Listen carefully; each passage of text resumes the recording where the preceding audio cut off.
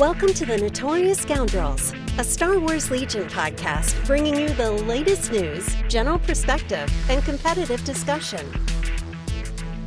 Hello and welcome back to the Notorious Scoundrels podcast. I'm Kyle. I'm here with Jay and Tim. What's up, gentlemen?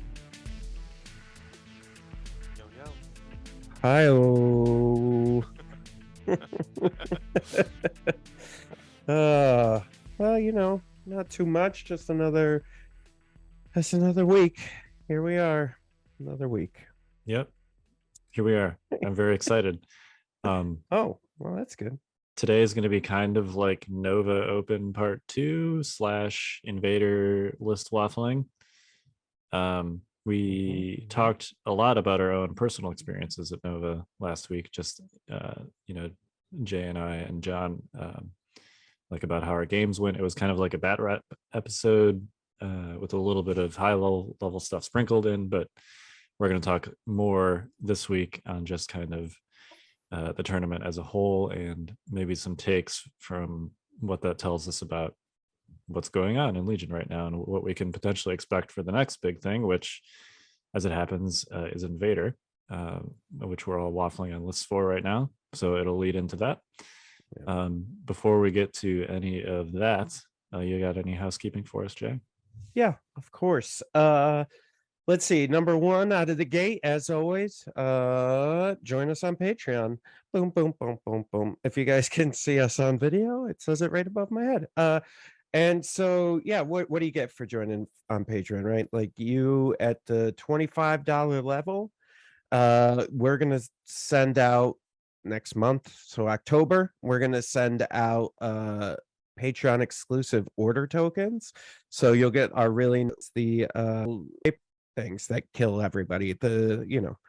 Those cards, the print and play cards, and the Gar Saxon Battle Forces. Thank you. Yeah, sorry, I'm all over the place today.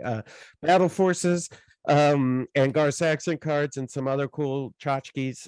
We've got more coming up in October, along with those order tokens.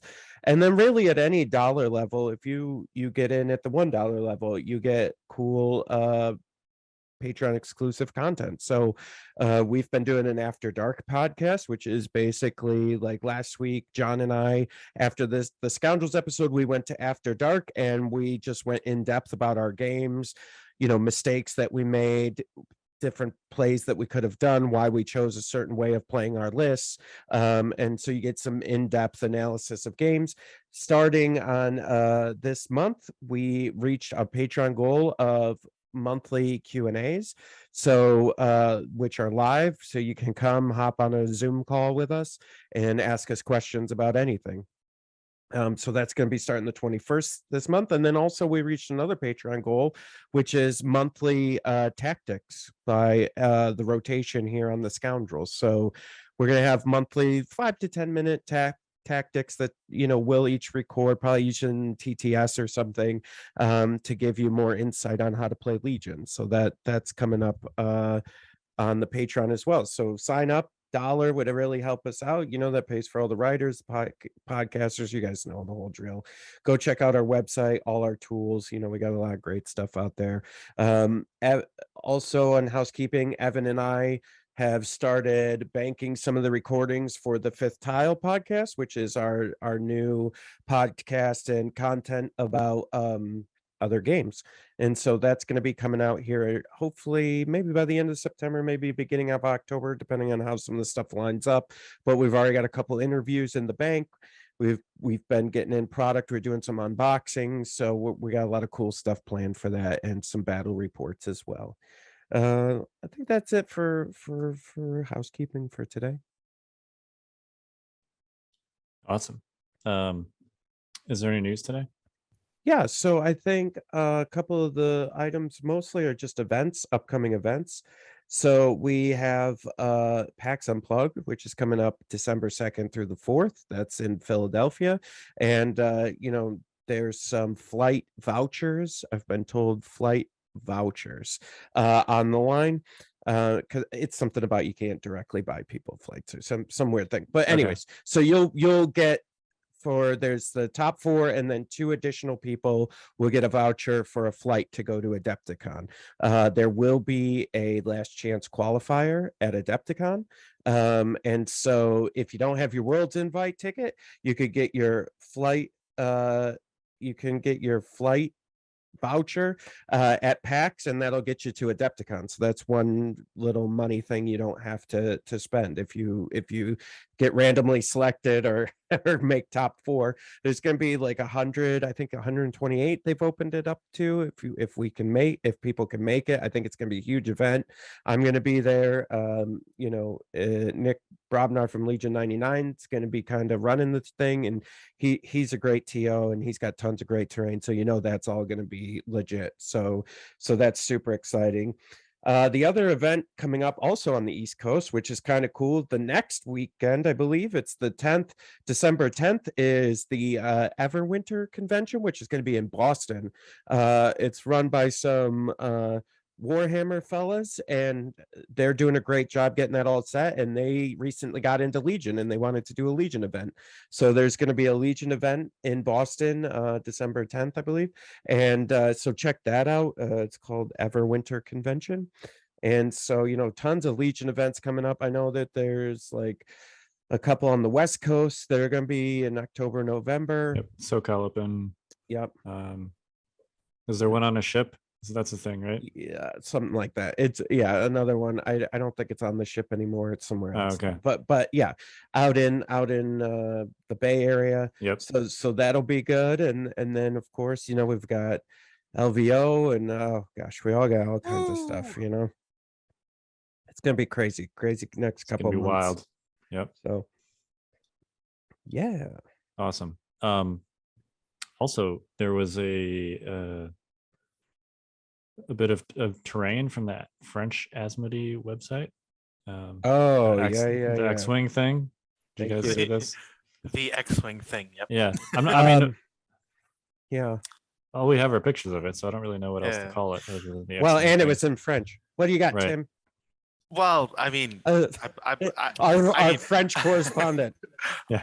I don't speak basically any French. No, I mean, I believe it's translated to like it's a crashed X-Wing, and you can also like see it's a crashed X-Wing. Yeah. There's sort of well, I mean, sort of the unknowns about it are like, what kind of expansion are it? Like, is it going to be like certain special scenarios or like actual game scenarios? There's also like a Rebel pilot like mini in there. So you can actually see in the picture, it's like 4 pieces of terrain, and then like a little mini, and like, so it could easily be sort of like the droid expansion pack, where it's like, okay, here's a terrain piece and like an actual unit. Yeah. Or this could be a like mini that's only for specific scenarios. It could be like an objective piece or something. Yeah. So, and we don't know anything about the pilot mini. Now there is a like picture of a like pilot, like a female pilot on the side of the box that might be the person, but I don't know anything about who that is portraying or anything. So yeah, I could tell you, they have, that was from the French site. We obviously sell Legion, and I haven't seen anything on as far as like our retail stuff. So I do not have any more information on that. And it's funny when you wrote that note in our Discord channel, Tim, I was like, I thought like X-Wing was introducing terrain. Like I had forgotten that was even a thing, and I'm going, wow, what? So, all right. So I'm glad we're on the same page, because I was like, what is happening? Yeah. Obviously, we'll have more on that when we know anything about it, other than what it looks like. It's interesting. It seems conceptually very similar to like the bunker or the ATST or the crash escape pod. I think based on the fact that there's a mini, all right, pure speculation. I'm going to call this speculation corner. Based on the fact that there's a mini in it, I wonder if it's going to be closer to the crashed escape pod, where it had actual playable characters in it. It could be something as simple as a Luke, alternate Luke, Commander Luke. Maybe it could, I don't know, or I don't know. Yeah, I secretly I'm hoping not, because that looks like a pretty chunky piece of terrain.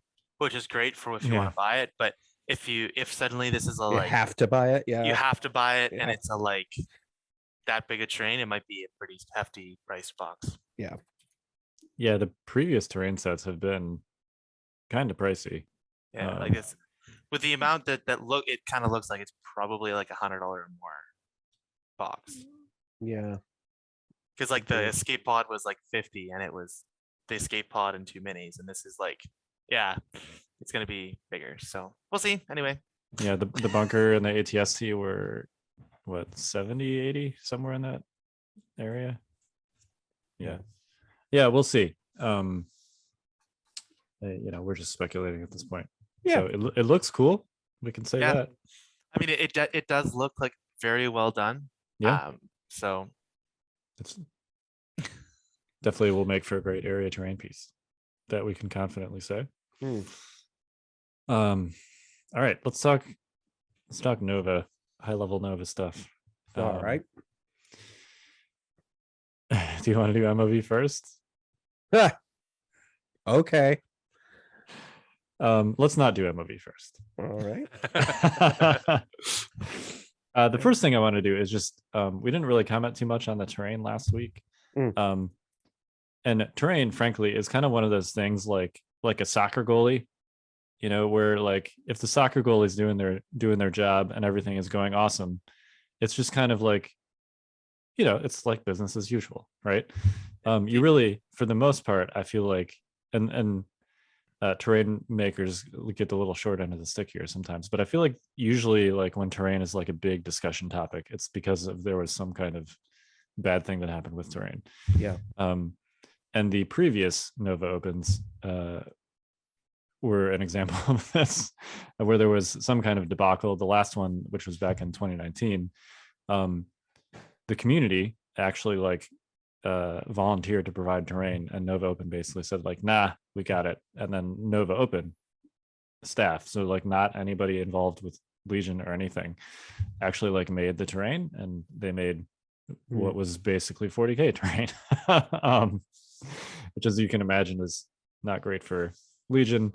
There was some situations where like there was very little terrain on the table except for like a giant like printer sized line of sight blocker in the middle of the table, and there was like nothing else, or there was just like stuff in weird. It was not good. But this year at Nova Open, the terrain was made primarily by John Brader, and then also by Nick Bodnar, who's run ACO the last few years and is also doing PAX. So some great like Legion community terrain guys. There were some other local ones in there as well, but and it was really good. So it's like much better than basically just put those previous terrain debacles of past years. Well, like in the review, it just felt like, and John had like a little spiel ahead of time saying, hey, each table's different. I had these like scenarios in my head of how they were going to play. We tried to make them as balanced as possible, but because it's different terrain, like they're different puzzles, you're going to have to solve from a playing standpoint. And at first I was a little concerned by that comment. I was like, and then but then when you look at the tables, you're like, oh no, this is fine. Like he did a great job. And all the terrain was beautiful stuff. So for sure. Yeah, great job. I haven't been able to focus since you said soccer goalie. Do you mean a football keeper? That's exactly what he meant. I was gonna say that, but is it really just the United States that calls it soccer? I thought at least like North America, it's also called soccer in Canada, but okay, it's fun to make fun of you guys. Even though you also call it soccer. Well, they do, but they also they also mix imperial with metric. It's a whole thing. Like, dude, it's a mess. Yeah, it's a mess because we have 1 foot in not North America and 1 foot in North America. Yeah. / United States proper. But isn't your other foot in? I mean, you're a Commonwealth, right? So the other foot you're speaking of is the United Kingdom, right? I don't think they like that. I'm just saying. This, I mean, we could go on. We could this whole other podcast to try to explain this. I'm just saying if that's the case, then like both feet are in countries that use the English system. Anyway, Mm. No, the United Kingdom is metric now. oh, they're not. Okay, you're right. Yeah, I'm sorry, but that's where it came from originally. Yeah. Well, I mean, it was the imperial system is like sort of Europe common units. Okay. So the specific ones that United States uses are generally from Britain. That's what I mean. Yeah. But like France also had inches and feet, but they were different sizes. Okay. Which So this reminds me of the first time, real segue real quick, but like the first time I ever went to Canada, this was the conversation with my friends, and then it ended on loonies and toonies, which I was super excited about. That was my favorite. loonies and toonies are fun. It's also fun like once a year when you hear a story of an American drives across the border and then like reads the speed sign that says 100 and then goes 100 miles an hour. Yeah that's a fun game too. Well, and like doing the calculations of like, hey, this city's X, and you're like, okay, and then you're like looking at your speedometer going, okay, that's how many kilometers, and you're like trying to figure out temperature too. Is weird. Yeah Oh well, we'll get there. Yeah, it is what it is. It's no wonder Y2K was such a problem. Yeah, right. All right. I forgot what we were talking about. That's an old Nova train. Open. I'm sorry. Yeah, terrain. Nova train. Yeah, terrain good. Talking about Y2K, son. So football keeper good. Yeah. Hockey goalie. Is that closer to home? There Tim? you go. Hockey goalie. Yes, but not with an A. Hockey, not hacky. Is it? Did I? It's a very like Midwest, like sort of like Okay. northern I'm originally. states. Yeah. I'm Chicago, so I have I have friends from Chicago, and it's a very, I can hear it. There you go. All right. Yeah. Occasionally I have people ask me if I grew up in Chicago, and I'm like, I don't feel like I have that much of a Chicago accent, but apparently I do. So Every time you say Chicago, it comes back more and more. all right. Appreciate it. You're fine. I mean, I don't care. I think it's a cool accent. As long as I'm not like those guys on The Fugitive. The cops on The Fugitive. Anyway, yeah. All right. Let's talk about MOV. So Nova Open used MOV. Yeah. Yeah, it sure did. Do you have any? I have some thoughts on this. I understand that you have some thoughts on this, Jay. Yeah. Do you wanna? Why don't you open? Sure. Listen, I get it. I get why conceptually it was brought up and why it was thought to be better than SOS, like originally. Like I get it. I get like the intention, right, of it. And I blame John mostly for this, but like Bushman. Yeah. And so I get the intention, but the problem is where SOS, you have the feels bad on the like tie breaking system, right? Which doesn't make any sense, that you're beholden on, your opponents to do well in order for you to do well. Well, the problem with MOV is when you put something in somebody's hands where their success signifies where they're going to be in the tournament, well, it's no longer going to be like, all right, we're up by 12. We're going to call the game, like they do in Little League Baseball. Like if you're up by 12, it's the mercy rules, right? You go, all right, well, they can't come back. It's the bottom of the eighth. There's no way there's just no way. It's 12-0.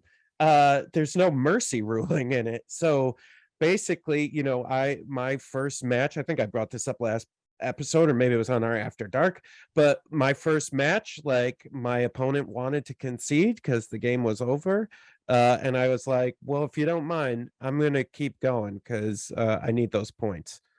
And he was gracious enough to say, yes, that's fine, no problem, I get it. He already lost, so it was like, and so So we continued so that I could get more points, which I don't know, it felt real bad. And like part of me wondered, because he was a fan of the podcast, did he let me do that just because he was a fan? And did I do something bad because I asked and kind of pushed for us to continue, you know? And so I think it felt bad for me. It probably felt bad for him. Um, and so I just really don't like that dynamic. You know, somebody should be able to quit when they want to quit without any repercussions for the other person, you know. It's Yeah, But SOS is the same way, right? It's the other way. If you beat someone and they're like, all right, I'm done with this tournament, and they leave, well, they just tanked your SOS because they're taking losses the rest of the tournament, right? no, I don't think that's how it works Oh, anymore. okay. Anymore. I guess that's how it used to work. But or if they mentally quit. No, I guess. think if they're like, if they already have a loss, if they're like 0-1 or something, Oh, okay. then that could, yeah. But you know, and that we've talked a lot about SOS versus MOV on the show in the past. Mhm. And I think we focused mostly on like the merits of which system actually results in getting an effective tiebreak and like, you know, who quote unquote deserved the placement more. But like you said, I think the thing that, you know, experiencing this at Nova showed me firsthand, that we haven't really talked too much about before, that I think is like even more so than if you want to set aside the, you know, somewhat debatable merit-based argument of placement. Like it just, the biggest thing for me and the biggest problem with MOV, I think, is just like it makes concessions just really awkward. Yeah. Because I had a game like that too, where it was like, you know, it was clear that you know, the game state was final basically as far as victory points were concerned. Yeah. And like there was nothing, you know, that was going to change that except for me tabling him. And like he was super, you know, and same as in your situation, he was super understanding about it. He was like, I Yep. get it, man, this is a, you know, you're trying to avoid a fourth game, like it's the Yeah. tiebreak we use. You know, let's go. I'm gonna try and prevent you from tabling me. Yeah. And he was great about it, but like it's just, it's still such an awkward social dynamic. And you know, there were just a huge percentage of like tablings that you just normally don't see at tournaments. Yeah. On both days, but especially I wasn't there for the tournament on day 2, but I heard about just like the huge percentage of tablings that happened on day 2. And I think it's a combination of some of like how some of the battle forces work, like Blizzard Force. Mhm. But I think it's also just that, you know, usually like when you're getting your ass kicked, usually you stop Yep. at some point before you're like, you know, completely out of models. And MOV just removes that from a thing that you have like the option to do. Because if you get tabled, it's 100% MOV for your opponent, which is like, I mean, that is an extremely significant difference between, you know, I would consider like a lopsided victory point victory, you know, in a game amongst players of relatively equal skill to be like 2-1. Mm-hmm. Right? Like you think about like KP, a lot of other objectives. Like if you can manage to get like 2/3 of the victory points, that's a really strong result. But if you can table somebody, that's 100%. You know, like that's like almost 40% more than getting 2/3 of the victory points. So that creates like huge swings too in MOV, and it creates a huge incentive to just try and like really crush your opponent, which I'm not a fan of that personally. Yeah. Here's the other thing that bothered me. Maybe this is just me. One of my opponents who I beat got a higher ranking than I did, and I only lost to the 5th.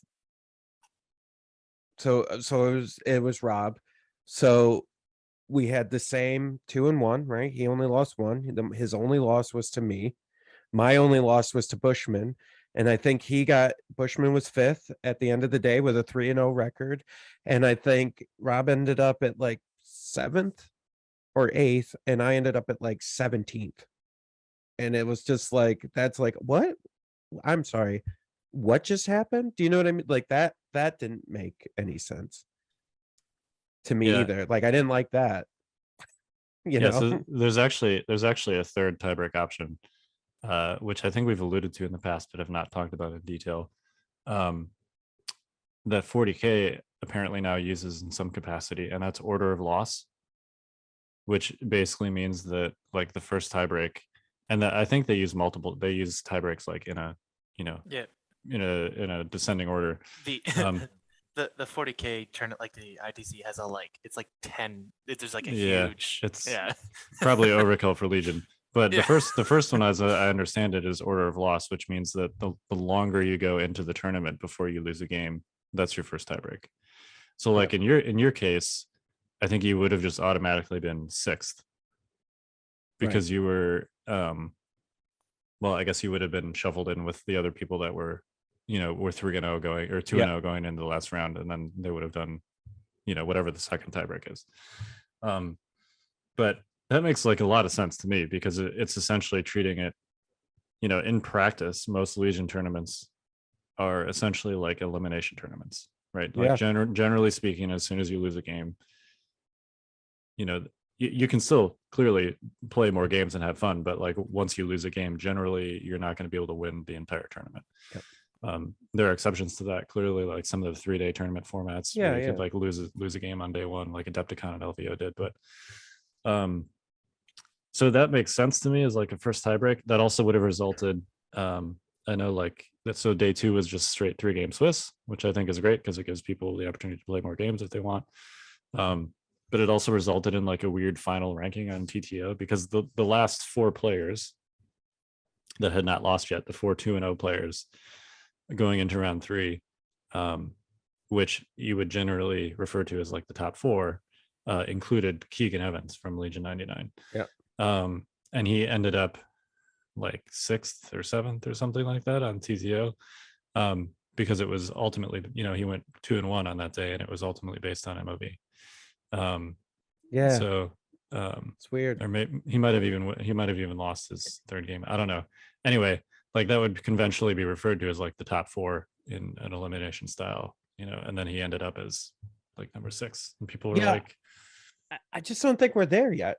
Yeah. Like I think that there needs to be some hybrid model, right? That maybe MOV to get you to a point, and then you get into more of a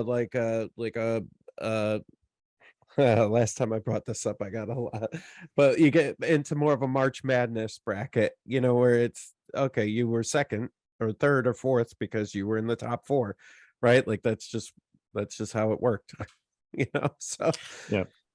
I mean, it's like I also like the order of loss thing for as sort of another thing too, because like, so for my LVO, when I was at LVO, like I was in a top 12 game, right? I was in the last game of day 2, so I was one of 12 people who could have made it into day 3, and I lost that. Whoops. But it put me down into like 17th or 18th or whatever, which is fine. Like it didn't hurt me too much, but it's like at that point, do you say, oh, I made top 12, or was I 18th or whatever, right? Because both are kind of true, and generally the like, oh, I was 17th or 18th is like the true one, because that's like how Swiss works. But also, if you go by order of loss, then you can you end up with these groups of like, these players made it this far, so order of loss a little bit combined, sort of single elims with Swiss. Yeah, it's weird, right? Like I don't know. I don't know. Part of me is more on the side of SOS now after experiencing MOV. Like, I think theoretically, I was like, oh no, MOV sounds good. Like, yeah, it should be in my hands. But it was like, I never really, I think, Kyle, this was maybe one of your arguments early on, was like, okay, I played a lot of tough players, so getting the MOV points was not very easy. And so, but someone else could have played a bunch of, I'm not going to say bad, but newer players, who are like, oh, I don't, what's happening? And then you just like table them. And, where like me playing John, that's not someone I'm going to table. Right. Like, and so the MOV is going to come down to probably even, and then we're going to go to like a type, or something like that. And so it just felt real bad, especially when they did the rankings, and like one of my opponents who I beat was ranked higher than me, and I'm just going, in what world does that work? Like, what are you talking about? Like that doesn't make any sense. And I don't know. So I think the SOS, it's got to be we've got to come up with a better way, because I don't think either of them are great. And it just, I guess the problem is we don't have enough matches, right, to really. This will always come down to a bad choice between bad options, when the best option is just play enough games that there's one, right? Like, which is not possible due to logistics, time, and money. Right. But always the best option is just play enough games to like find a winner and sort it out. But I mean, I wonder, why couldn't we do like a single elimination? Why couldn't you do that? Because basically you're out anyways. So like, just keep going, right? Just keep eliminating people. Well, I mean, I think the answer is usually that's kind of what happens. The thing that necessitated using a tiebreak, all tournaments have tiebreaks. It's just usually they're used to just kind of shuffle people around like within equal records. But at least based on how Nova sorted out, it was originally like a 64-person tournament where you have 32 people on each day. And then if that happens, you have exactly 4 people at the end of each day that are undefeated. So the tie breaks are totally irrelevant. Right. But as soon as you add like one more person over 32, then you get a chance that you get 5 undefeated. Right. And, there was a lot of demand to expand the tournament size. So they did. Then they did up to 80. So there were more than 32 players on each day, which created the possibility for 5 3-0s at the end of the day. Which, you could either, it did happen both days. Which is wild. Yeah. So you could either necessitate that all 5 of those players play again, including potentially like some random 6th person in a pair down situation. Or you could introduce, there's really 3 options. The second option is you just go straight to tie breaks and somebody that's undefeated gets cut, which is really bad. That's clearly like the worst of all those options. The third option, which is what they ended up going with, which is like 4th and 5th, whoever's ranked 4th and 5th have to do like a play-in game, basically. But in order to get a 4th and 5th, you have to tie break them somehow, right? Yeah. And ultimately, like, it worked out because neither of those games ended up getting played, because in both cases, one of those 2 players had an invite. Yeah. Or like couldn't go. In the case of the day 2 situation, couldn't go to Worlds. So they just kind of talked it out and worked out like who was going to move on. And so like it ended up working out. But I think most of the time the answer is tie breaks are kind of not relevant to the final result, simply because you actually do play enough rounds. But in this situation, clearly they were relevant. Sometimes in a lot of local tournaments, they can be, because you just can't play enough rounds. I've kind of come around to the fact that, like, if it's debatable, and I think that it is, actually I think it's SOS, but you could say that it's like debatable which of those 2 tie breaks actually results in a more accurate merit-based ranking. If that's debatable, the concession impact is enough to like tip the scale towards SOS for me. Because that's like a player experience thing, and like if you can't agree on which of those 2 systems actually results in a better ranking anyway, then you might as well take the one that's easier. Right. And also doesn't result in more negative play experiences where people are having to play out losing games where they're getting wrecked. So that's how I see it. Like, it's just unfortunate, because I mean, it got created because of all of us going, listen, SOS isn't working. This is really bad. And then they're like, all right, here's something. And then you're like, no, this is worse. I don't know why would you do this? Like, Yeah. but it was, the intention was there to make it more within your control. But in reality, the way this game plays, it isn't always within your control because just how the game works, right? And I think maybe if there was a bigger victory point swing, and maybe some of the objectives, like it'd be more in your control. Like if there's more points to be had, I think maybe, no, you don't think so? I don't think Well, so, because you look at objectives like intercept, and if you look at those intercept games between equally skilled players, they tend to be very close. like big swing on intercept is like 2 or 3 points, but also there's been like 10 points scored, so that's really only Yeah. 10 to 20%. Like Yeah, it's also that Legion had, because of our objective system. I mean, one, Legion has a lot of ties on victory points, which is sort of, put that aside for a second. But Yeah. also, like, in every round, there's 8 possible different objectives you can play, right? Like for a Warhammer tournament, or right, like specifically Warhammer, because I know it. Every game is the same objective for every round.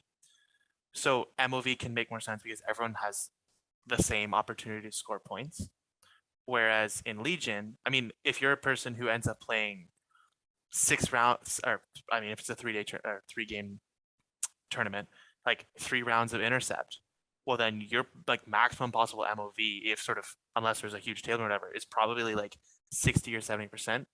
Whereas if there's someone who plays 3 rounds of, I don't know, hostage or another thing that can often sort of go like 1-0 or whatever, then you can like easily get, or not easily, but more easily get to like 80 to 100% MOV. So just by the swing of those objectives, you're influencing where that MOV can go just based on that. And that also can influence like how people play turn 0. If it's an MOV tournament, you're going to be wanting to try to play objectives that are more easily able to get higher MOV. Which, Yeah. when your tournament structure is affecting how you're playing the game, it's not a pure tournament in my head, at least.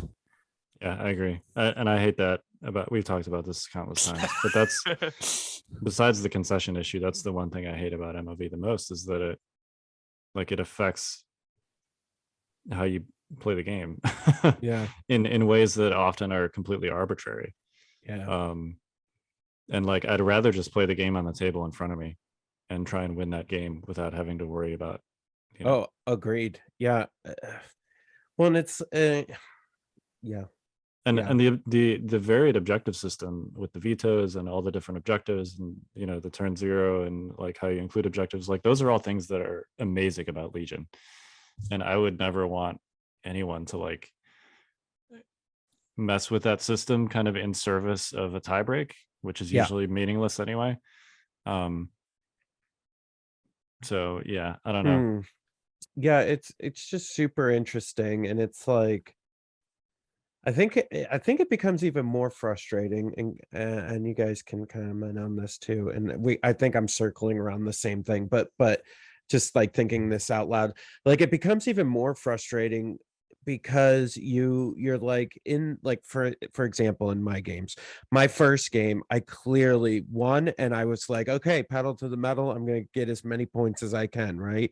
Then my next 2 games, I couldn't even like think about trying to get more points. I was just trying to survive. And Yep. like, you know what I mean? And that's just like, it just feels bad because in the back of your head, you're going, like John and I were talking about it literally while we're playing our game, going, so how many oh God, we're gonna be like 4th or 5th. We're gonna have to be in the play-in round no matter which one of us wins. And it was just like, oh, for God's sake, like, like it was just, like, so you're already, and you're like trying while you're playing John, or Kyle, you were playing Mike, right? And Yep. like, when you're playing like these top tier players, and you're trying to go, oh my God, I'm gonna be in the tiebreak still. Like, I can't even get, you know what I mean? It's like, I won. I did my job. But just because of the player matchups or whatever it was, it's yeah, it's just, it gets frustrating. I've definitely felt that. I think during the game with John, because we were actually, we're friends. We're always talking. So like we were talking during the game about everything while we were playing and just trying to like and it just was like, oh, for God's sakes, like this is no matter what Yeah. I did here, it didn't matter. And I just had two like knockdown, drag out games. And like John said, none of his games were easy. He had all hard games. And so Yep. it's like he knew, yeah, my MOV is trash. So this is gonna be bad, It's weird. It's weird. Yeah. Yeah. I don't know. I'm not smart enough for an answer. I just know that it's not neither of the systems are ideal, and we gotta get like Richard Garfield or somebody, come figure this out for us. I mean, it's not that hard. You just play. You have 2 to the X number of players, and then you play that many rounds, whatever X is. Yeah, it's not always practical to right. do that. That's- Clearly, that's what you should be doing. Yeah. Time, logistics, and money, both in that you're probably never going to actually have all your brackets filled because people won't show just for whatever Yep. like various Yeah. reasons. That's the other problem, right? And also, you often can't play enough rounds because time and money. Time. Yep. Yeah. Yep, it is what it is, unfortunately. So then maybe the solution, Kyle's gonna hate this. Maybe the solution is to shorten this game so that No. yeah. No. That's the solution. We need a shorter game so that you know what the best way is to more. shorten the game? What's that? Chess clocks. Oh, God. Agreed. People will play in the time that is given to them. I don't think that's a problem. I just think okay, all right. Put that aside for 1 second. I'm not saying players. I'm just saying I've played a full 6-turn game in 90 minutes. I played a full 6-turn game in like an hour 15. Yeah, it's 100% doable. Okay, well then that's the time we give people then from now on. Great. We don't Awesome. Yeah. Speed Legion. Yeah, no more 3 hours per round. It's 90 minutes. I know that's a whole different can of worms. Yeah. I'm just saying, like, could you do it Legion- without clocks? Could you say it's 90 minutes? no, No. mm-mm. You wouldn't finish. Right. Yeah. Okay. Yeah, that's a whole nother can of worms. But Yep. I will say that, and they found this in 40K too, because people were like, 40K is taking too long. We need to change the rules of the game. And then they introduced chess clocks, and then suddenly like 40K wasn't taking too long. Mm. And they basically found that like people fill the time that they're given. That's it. They fill all of the time that they're given usually. Sure. So It's- you give, Sure. It's a very well-known thing, and specifically traffic engineering, because I know something about that. Where if you build more roads, people will use it. If you give people more time, they'll use it. Yep. Yeah, that's a whole nother thing. But I also don't think that we need to make Legion like 3 rounds a day is fine. Like even if the games are faster, I don't know that I want to play 4 games of Legion in a day. What if it was skirmish? A skirmish, 4 rounds of skirmish in a day is fine. It is, but like skirmish is also Yeah. yeah. It's not. It's fun. Well, it's designed to be fun. It's not designed to be competitive as it stands today, right? It's designed to be quick. Yeah. Yep. I would say that there are a lot of people, myself included, that do not find skirmish fun because it is not strategic in the same way that the full 6-turn 800-point game is. Oh, Kyle. And I'm not just saying that because it's long. It's also distances and positioning and objectives and everything else. But It is definitely different. I'm sorry. I don't Such like a skirmish. Cry, baby. All right, let's talk about. I got a couple other high Now what? level. Now what he got? Well, I like this one. Can I pick it? Please go ahead. CIS bad? Question mark. Yeah, I love that one. Let's talk about that one. I have some viewpoints. So just for clarification, because they were notably absent from the top 8 article, Yep. because technically there was no droid player on day 2. Now that said, the previous situation we talked about where there was 5 undefeated players, On Saturday, one of those 5 undefeated players was a droid player. And similar to John's situation, he either couldn't make it to Worlds or already had an invite and basically told the other guy, like, it's fine, you go ahead and play. So there was, in fact, if you want to look at this as like a which players were undefeated in the heats, there was in fact a single droid player that was undefeated in the heats. So just from a results perspective, we should front that. But yeah, technically no droid players on the cut day on Sunday. I'd like to say that I think I did call this, right? This was the take maybe like a month ago where I said no droid players top 8 at Nova. I think so. And I think I said Gen Con would be too soon. But it turns out there were also no droid players top 8 at Gen Con. Here's my view on it.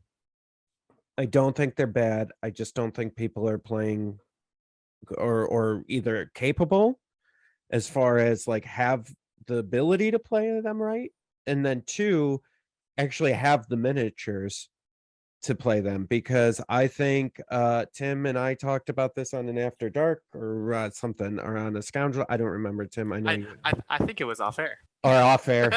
God knows, so many conversations. But Tim and I were talking about a separatist invasion list that was nasty as all get out. And I mean, I almost brought it, but I just was like, this is a lot. I'm not really comfortable with this. And I went with the Cassian list. But I mean, I think a separatist invasion, whether it's 8 B1s and an AAT or 2 AATs, or like, I think there's definitely some stuff there that I just don't know anyone has brought to a large tournament for us to talk about. Do all of these lists have AATs in them? I think so. If Invasion Force has to have at least one AAT. Yeah. Right. So yes, even for regular, I think they all have an AAT in them. Right. So I think like, so I guess my question in there is and this is kind of similar to the Republic conversation that we've been having recently with Anakin, but like, should droid players have to play an AAT if they want a shot at winning a tournament? Should they? No, but are they probably have to right now? Probably. Yeah. It's happened to every listen. Droids had their day in the sun. It's over now. And or is it? Like, I don't know that it is. I think just no one's made the adjustments necessary. They have access to all the good to good units that we have access to. They have bounty hunters, they have pikes, they can do stuff. I just think building those lists takes a little bit more thought, and as I think things are just moving so fast that people haven't had a time to like build something to like take to a tournament. Yeah. So I will say there was actually a tournament 2 weeks ago. I just edited this article. I feel like I should know when this was. There was the MKGT that our own AJST ran, and that was actually won by a droid player that did not have an AAT. Tom Sefton, and it was Dooku Cad Bane with Magnus. So interesting. Well, Dooku plus Magnus in general just makes me go, yeah. Yeah, it's so good, I think. I mean, yeah, I think my first opponent at Nova had Grievous into Magnus, and I was like, uh-oh. Like, there was a moment of like, ruh-roh, Shaggy, that I think there's something still there. It's just working it out. And I don't, listen, they have access to pikes. I think B2s are still super good. And so like, I think there's a lot of stuff that could be played. And I just think coming up with the right formula, because CIS is so order dependent, and how orders get put out and stuff, anything that disrupts that kind of like can mess with your brain. So it's like, but that's the problem, I guess, Well, and it's also the reality that there are more than a few like SC buses with a comms jammer on it that is that's a eating problem. into, right? Like, I think part of the general problem with CIS right now is they're like pretty solidly doing like 2-1s at tournaments, but then they like run into the brick wall of a list they don't like. Yep. And I think finding that all-round CIS list is the next challenge for CIS. Yeah, I think that's kind of the rub, right? Is that they're vulnerable to hard counters. Like most of the time, it's going to be fine, but there are a handful of lists that, if popular lists, that if they run into them at a tournament, they're just going to be like at a significant disadvantage. Yeah. And sort of going with that, one interesting observation about this droid list that I just mentioned from MKGT is all of the B1s in this list are there's a couple like worker droids and stuff, but they don't have any heavy weapons. They're all naked B1s. And I think that's smart. The big thing that we've seen, I think, with droids, and that we predicted when Pikes came out, was that matchups against dodge spam, so not just Pikes, but rebel dodge spam too. Yeah. B1s are completely useless.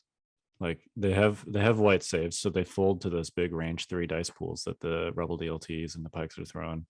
But they also have dice weapons that depend on critical in relatively small quantities to push damage through. And like the droid sniper with its critical 1 is great against random units that don't have situational awareness and dodges, but it's like completely worthless from a damage perspective against situational awareness dodge spam. So I think the droid players will adapt. I think that there are still droid lists that can go X and O at a tournament. But I think for the most part, you're going to see less B1 heavies and you're going to see more AATs. Whether that's at the same time or separately, I don't know. Yeah. But it, from someone that has that did try and build a droid list as an option for Nova and briefly considered them for Invader, I find those two things to be pretty restrictive. I don't want to play Separatist Invasion Force. I'm sure it would be fun. It just doesn't interest me. Yeah, it is fun. I don't know. That's the thing, right? Like, I think there's answers. It's just, is it the question that people just like? Same thing, right? Like, I had an Invasion Force list built. I had 2 actually built. One with 2 AATs and the one with the 8 P1s that Tim and I built. And I was like, yeah, I could bring either of these, but I really don't want to. Like, you know what I mean? And I don't know, is that what's happening with everyone, where they're going, sure, I could bring this. I really don't want to bring 8 units of B1s. Like, setting that up sounds like a nightmare. Like, that was my whole deployment is going to be a headache. And I just want to go have fun. Yeah, it could be. I mean, and there's a lot of good lists right now that are like also fun. So it could be a good list that's just kind of boring to play. Some people like that stuff. I don't know. Maybe Tim, you're one of those people. But I mean, I played Saber Tank to no end. Yeah. I mean, it's a very different animal than like a double AAT list. I mean, other than the presence of a heavy. Yeah, I mean, those big pie plate heavy repulsors, they kind of all fit into one big basket. For me, the Invasion Force, one of the nice things about it is the standby on a AAT, because that fits right into my bucket of my experience with Saber Tank. Yeah, because a lot of people are like, nah, about that, but that is very juicy for my. So it's an unstrippable standby on your most important unit. Like, yep. I get that it's only range 2, but still. Yeah, I mean, but it's also a giant base, and you don't actually have people forget you don't have to shoot the thing that triggers it. You just have to force an enemy in it at all to jump into it, and then you snipe the thing in the back. Right. And I've seen people be like, essentially forget that, because both the Saber and the AAT do have a donut, right, where they essentially can't do any meaningful damage. I know they've got their whatever those things are called, the little guns, but I've seen people jump into that range 1 or jump into the rear arc and be like, yeah, I'll trigger the standby, no problem. And then the AAT player is like, yeah, I'm going to shoot this other unit over here. Yep. And they're like, Yep. That has happened more than a few times. I mean, Yep. but I think that's just a lesson on standbys, Yeah. right? Like Yeah. I had somebody I don't remember. I've been playing a lot of Legion. So one of my games, they're like, all right, I'm gonna go ahead and trigger the standby. And I just moved my unit into base with theirs. I was like, okay, there you go. I thought you were gonna shoot me. I'm like, oh, nope, I'm gonna stop you from getting that though. Yeah. I mean, that's the other thing you could do with the big pie plates is go trigger standby. I guess I can see a shot, and then you go, okay, I'm gonna move this here, and then I can't move to the objective. Right. Yep. Yeah, the standby move. That's potentially big. Classic. Yeah. So TLDR, I think I wouldn't say that separatists are bad as a faction. I think their list building is just probably more restrictive than it has been in a while. It's gone from completely open to not completely open. Yeah. Yeah. If you want to go X and O at a long tournament. Yeah. If you're just showing up to a local or something, it probably is like not a big deal one way or another. Yeah. Yeah. I mean, I still think there's play for those ion spiders, especially with all the Shadow Collective bus nonsense. It's just how do you balance and play them with the pikes being on the board, right? You can't play them how you used to, where you just here's one, here's the other one, and I'm just going to shoot at that heavy and ion it. You know, you're going to have to hide them and stuff. But I think there's still an opportunity there. It's just somebody's got to figure it out, you know. And I'm sure somebody would. It's literally the Wild West of Legion right now. I don't think anything's bad. Everything seems really good. So it's just like figuring out the puzzle and then bringing it and doing well at a tournament. You know, I mean, all it takes is one of these tournaments for someone to have kind of an easier road to the top 4 with a droid list, and we'll be like, droids made it to the top Droids 8. are fine. Yeah, Yeah, everything's droids are fine. Yeah, right. You know. Yeah, Very, and that's very true. And that's why you kind of have to look at it like in aggregate. Yeah. You know, Yeah. like don't just look at one tournament. Look at like if John had multiples. made it to the top 8, right? Like with that crazy list he has, like we were like, well, Yoda and Wookiees are still good. Yeah, You know, and there would have been 3 Republic in the top 8. right. And then we would have been like, oh, Republic's fine. Republic's fine. Yeah. Whatever the yeah. hot take is from Yeah. Right. Yeah, we'll see. We'll see if this continues to be a thing or not. Yeah. Yeah. Yeah. They are not getting any releases in the near future, so That we know of. Yeah. that we know of, other than Ventress, right? Which is like just sometime next year. Is that the next? Sometime. Is that really the next one for Separatists? As far as we know, yes. Yeah. Yep. Yeah, because none of the new bounty hunters play on Separatists. So yeah, that would be it. Man, Clone Wars factions. Sad face. Right. I mean, Cody. But Republic's not getting much, right? Yeah. Like, well, Cody, I guess we don't know, right? But I think Cody is probably the same wave as Ventress, right? Probably in that area, yeah. I thought Ahsoka. It was Ahsoka. Well, right. And then, But when they previewed Ahsoka and Ventress, and people were like, "Hey, why isn't Ahsoka Republic?" They were like, "Don't worry, Republic is getting a commander in the same wave." yeah. So I guess that could be yes. someone besides Cody. I don't know.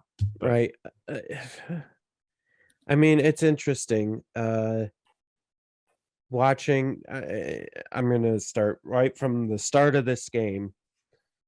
You can tell every developer what their interest level in Star Wars was based on the units that they put out, you know. So Alex was very much a Civil War, you know, extended universe, insane Trioculus, yeah, man. And then, you know, Luke was a Clone Wars, you know, fanatic, and then it seems like the new devs are very much Civil War again, and Mando, and you know, that whole era as well. So which is, you know, it's great. Well, that's the media that they're coming out with right now. It is, yeah. It just seems it's weird, the cycle, right, of how units get released, because Is Mandalorian still good and still relevant? Yep. New season's coming out, sure. But really, those would have been great like 2 years ago Yeah. or a year or a Right. year and a half ago, a year ago, maybe. Like, when at the height, old man Boba, same thing. Like, it's interesting how, and I don't know enough about it, whether like Lucas can't tell them like, hey, Book of Boba Fett's gonna be a big Well, deal. I mean, Here's all the stuff coming up, and then they start developing, and it's still 2 years out from. It's just an interesting like Yeah. Who knows? quagmire. Yeah. It'd be just Yeah. speculating, but I love Yeah. speculating. I know. I'm turning this into a Kravik show. Let's Well, speculate on everything. I'm going to speculate that I will be playing Empire for the next 6 months. All right. Oh, that's interesting, Kyle. Empire is according at least to my record, Empire is my best faction. So your record with Empire is pretty crazy. I don't even remember. Did I think you said 25-1. I think off like in the chat somewhere. Yes, that's accurate. Tournament record. Yeah, with Empire is 25-1. That is so funny. So when Kyle and I first started this, Kyle was very much a Rebels player. Yep. And I was very much an Empire player. And now it's funny because Kyle's saying that about Empire, and I was thinking that same thing about Rebels. Like, I think I'm gonna be playing Rebels for a long time. Like, I've just been having so much fun with Rebels. I really didn't think I was gonna like Cassian K2, and I'm absolutely in love with that. They're list. so much fun. Yeah. My like always ready to go for us it's Tuesday Night Legion list is my Cassian K2 Sabine list. Oh, that sounds fun. Yeah. Not too many models, is fun, and also has like a lot of fairly easy to understand mechanics. So it's like not a good list for people to learn with, as I found out, but a good list for people to learn against. Yeah. Because there's not too much, like not too many models, and there's like it's like okay, that's a Mandalorian, that's powerful. But yeah, I mean, I've already signed up for Invader. That's my list. I've already locked it in. Yeah. I've got this thing just about. No, that's good. Being consistent is good, and I'm trying to do that a little more myself. I have locked Empire. The list that I currently have in there is essentially my Iden Boba list. Part of me wants to try Blizzard Force because like I don't own speeder bikes, but I also have quite enjoyed playing speeders in previous, not specifically speeder bikes, but just speeders in general. And I feel like I want to see if it fits me or not. But at the same time, I also appreciate that there's benefits to just consistency and reps. So I don't know. I have a list submitted, which is essentially the same thing that I played for Nova Open, but it might end up being Blizzard Force before Invader actually starts. I considered switching it up, and because Invader's a nice like, hey, you don't have to have them, like you just said with bikes, right? I don't have the models, so I'm going to try it on Invader and see how I like it, and then decide whether or not I want to buy them. But I just like want to be better. And so I'm like, okay, I just, I'm done with Luke Sabine. That's kind of, now I've got this Pikes Cassian K2 list, which is something new for me, a style of play that I'm not used to. And I'd like to get better at that and just become a more well-rounded player, and so just consistently playing one list for a while, it seems to work for me. So that's what I'm going to try to do. Yeah, I'm also probably gonna play Rebels for Invader, because I've been playing a lot of Lando Boba, and it has been a hoot. Rebel Boba. Rebel Boba, and yeah, it is quite the joyride. Can I propose, by the way? I did not come up with this, and I actually forget who did. So I apologize that I'm not going to properly credit you for this. Yes. Yes. But the names for Empire Boba and Rebel Boba, people have been throwing stuff out like Old Man Boba, Old Boba, which doesn't. Old Boba is confusing because that could either be like OG Boba or like Yeah. age wise Old Boba. And finally, someone was like, "Well, let's just do Empire Boba and Rebel Boba," and it's like, well, you can't make that an acronym or something like a nickname. That's 2 words. That's like too many words.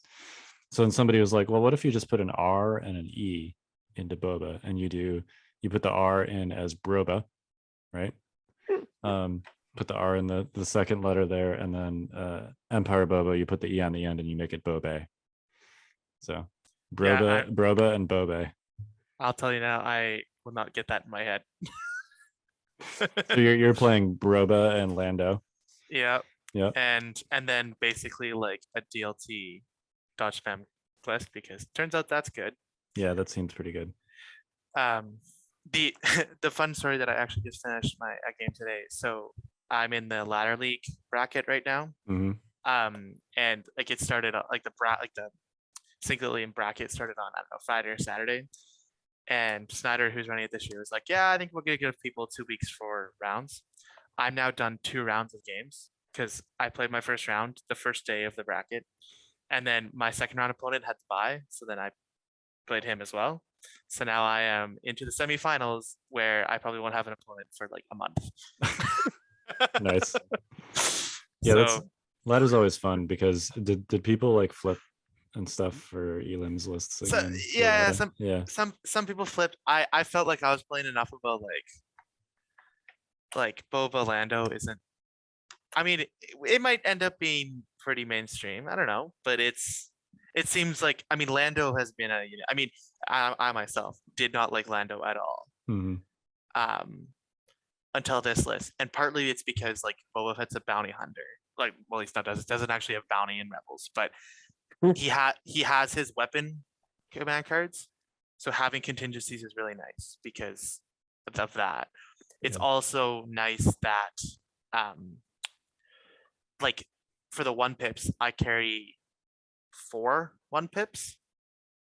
I mean, I don't really use contingencies for the weapon keyword, like the weapon cards, but I have 4 1-pips in my hand. I think like 2 in my hand, 2 in the contingencies, because between those 2 characters, the 1-pips are pretty awesome.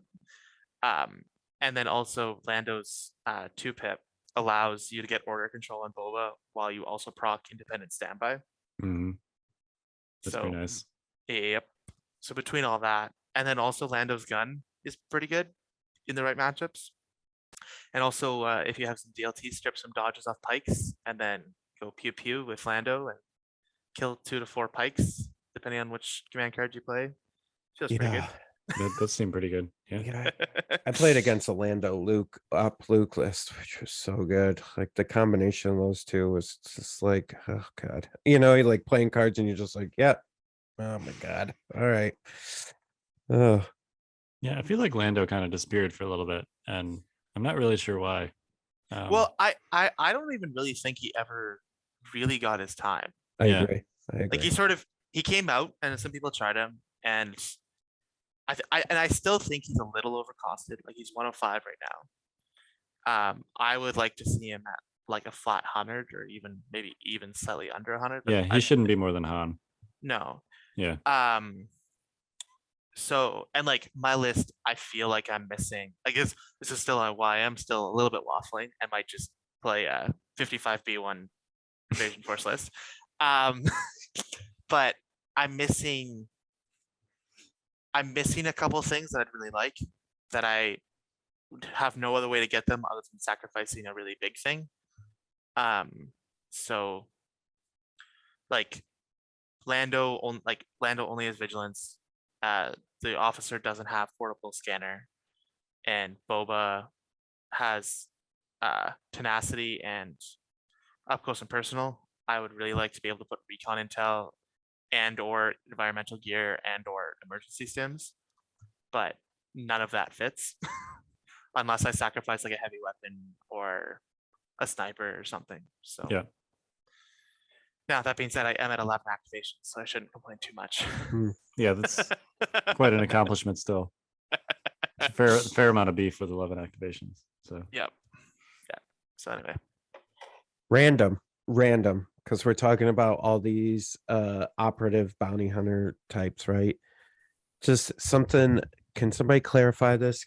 So if I want to play two, like Din and IG-11, let's say, I have to have Underworld Connections. Underworld Connections now. That's Yep. new for Empire. correct. We used to be able to play Boba and Bosk at the same time without Underworld Connections, but now that's a requirement in order to play two of the mercenaries. That dawned on me the two other mercenary or operatives. operatives. Yeah, that's what Yeah. I mean. Sorry. Two in the operative slot. So Yep. Yeah, so there was actually a lot of confusion about this after Nova opened. Slightly understandable, I guess. The documents are not like that easy to find. Yeah. So probably most people were just going based on what they heard. And then at that point, it's like a game of telephone. But like the most popular responses to some of the, which list won Nova were like, that list is illegal. It's like, no, it's not. Like, so the mercenary rules are one per rank, except you can have 2 core. And then Underworld Connections gives you 1 extra, period. It's not stackable. So just like 1 extra mercenary unit. That's it. On a rank. On a rank. On every rank. No. 1 extra mercenary unit, full stop. That's it. Never mind. This is why it's confusing. Yep. Yeah. So like right. So you could, if you have Underworld Connections, you could have 2 mercenaries in the operative slot, but that doesn't mean that you can have 3 pikes. You can then only have 2 pikes.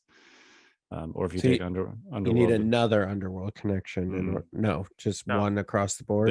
they don't stack. You can only gain them. I mean, you could take another one and then also give orders from that person, but like the rank increase does not stack with multiple copies of Underworld Connections. It's not a numbered keyword. It's just a keyword. Okay, Right. so let me ask you this. So does that work with, what about with Maul? Because Shadow Collective Maul has allies of convenience, and then if he took Underworld Connections, it wouldn't stack. No. Shadow Collective doesn't have the same rank restrictions as for mercenaries, Right. because their entire roster is mercenaries. So Yeah.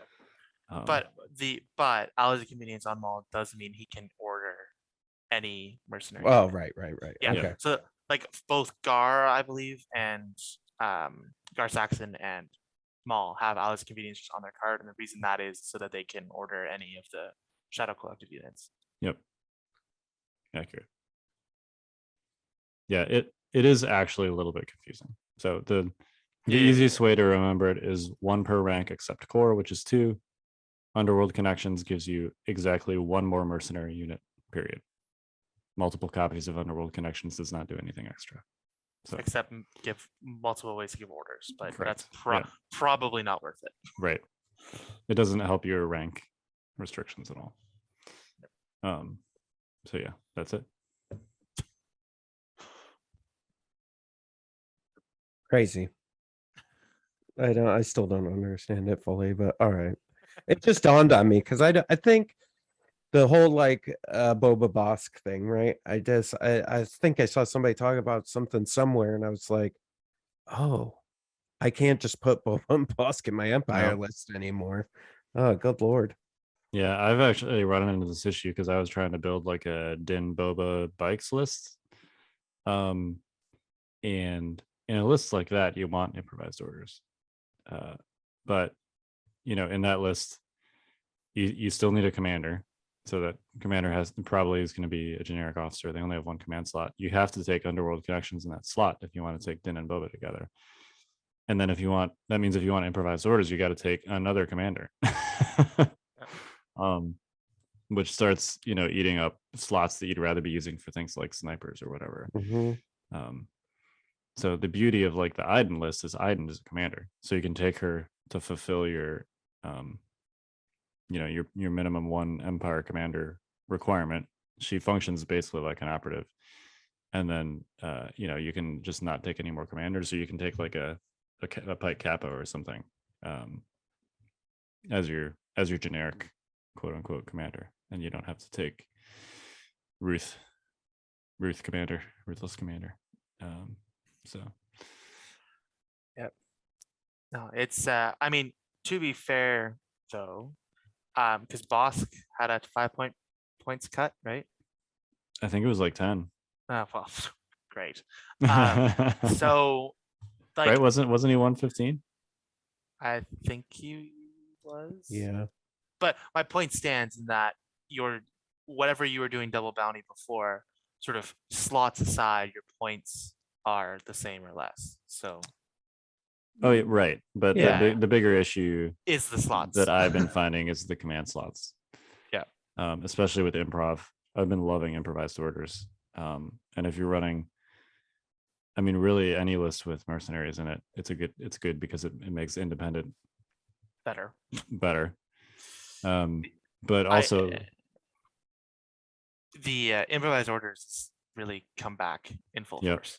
For sure. It used to be a super popular upgrade back in the days of like Leia, Luke, or even like Bosk lists, just to throw your important orders back early in the turn. And it's definitely coming back now with mercenaries because it lets you run those types of lists. But if you're running like bikes on top of bounty hunters, then it seems extra necessary because bikes are also timing sensitive. So yeah, I haven't found a good like double bounty bikes list that I actually feel is decent because of that command slot issue.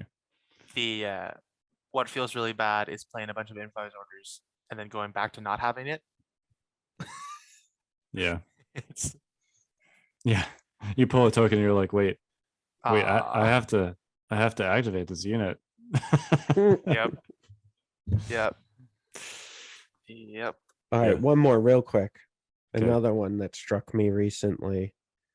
Danger Sense and Pierce. That's interesting as well. Yeah, you can actually roll your way out of Pierce potentially with Danger Sense. Yep.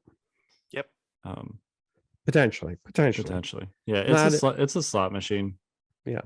But I have noticed just running pikes, like it's one of those things. It is, yes, a slot machine, but pikes are one of those units that already has so much defensive tech. Yeah. That once you actually make them roll saves, you feel like it's kind of the same thing with like old school tauntauns, right?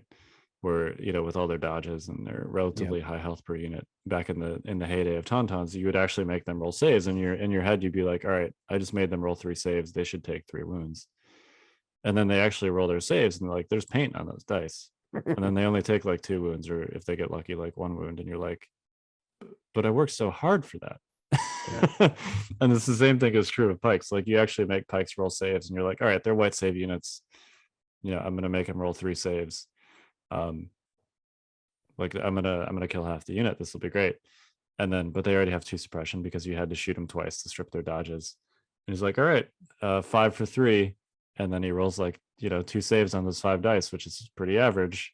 He's like, all right, you kill 1 guy. You're like, oh, yep. Okay.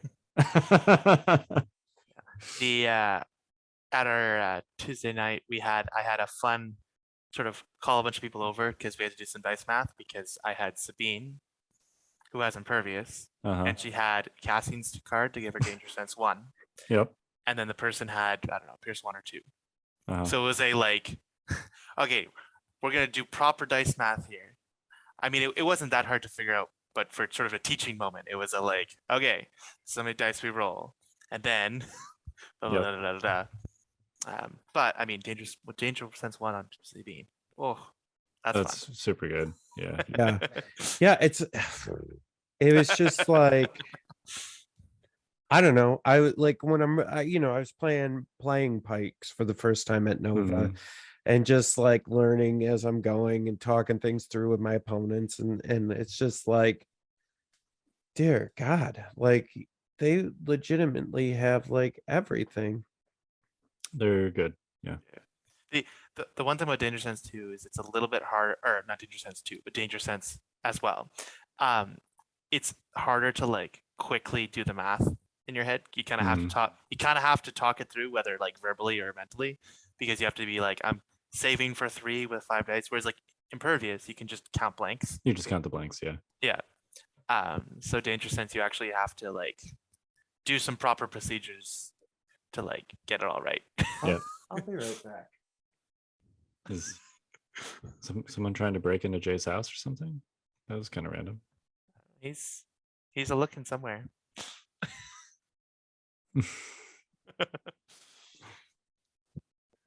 Well, if he doesn't come back, should we like call the police or something?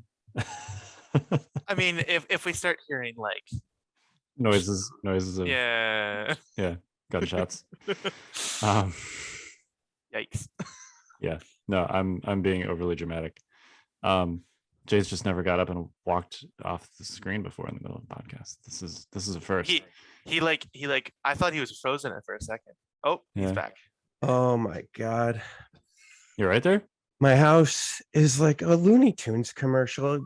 My Pepe Le Pew cat was trying to go after a skunk outside. Like, what? I can't even mentally. I was like looking at the camera. This is how we got the Fox News. I'm like looking at the cameras. My cat's like, ha, ha, ha. And I'm like, okay, he looks happy. And then I see another animal. I'm like, what the hell is that? And then I'm like, is that another cat? And it looks happy. And they're like dancing. And then I saw it like turn around and like start running at the cat. And then the cat backed off. And then I saw this really bushy tail. And I'm like, oh, this can't be good. Yeah, it was a skunk. My cat.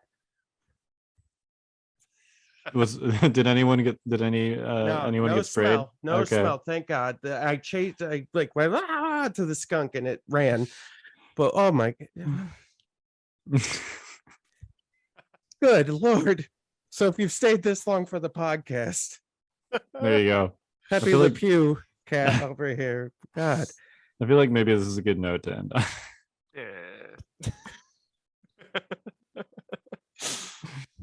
Yeah. Good Lord. Sorry about that. No, that's all right. We were doom and glooming over here because you've never just got up and like walked off the screen before. We're like, what did Jay see? Someone trying to break in his window or something? I saw the like reverse Pepe Le Pew going on Yeah. in my driveway.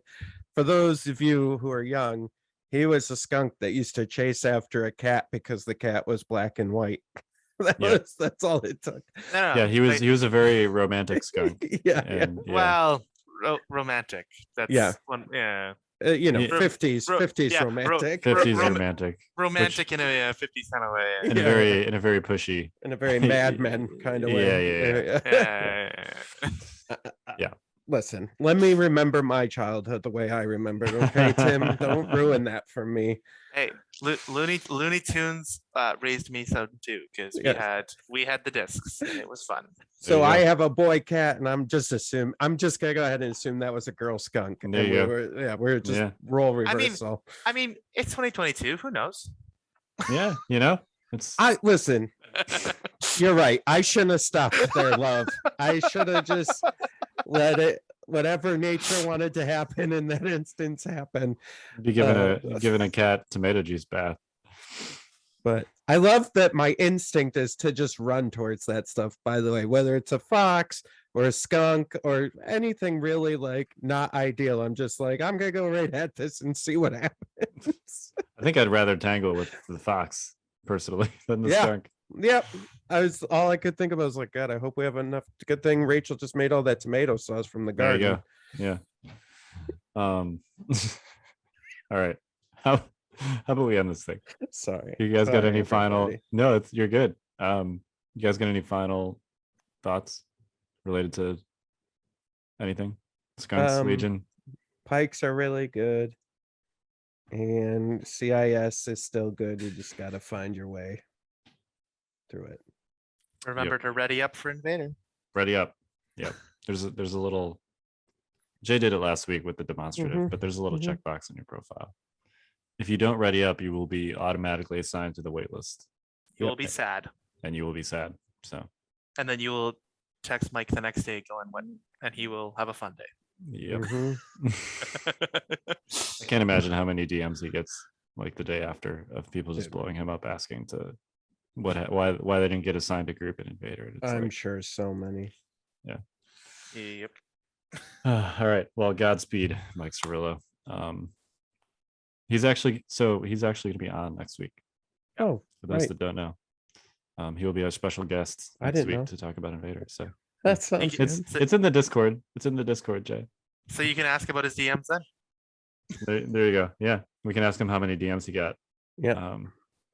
About people asking. All right. Well, we are the Notorious Scoundrels. I'm Kyle. I'm Jay. I'm Timbo. Stay fresh, cheese bags. This has been a Fifth Trooper production.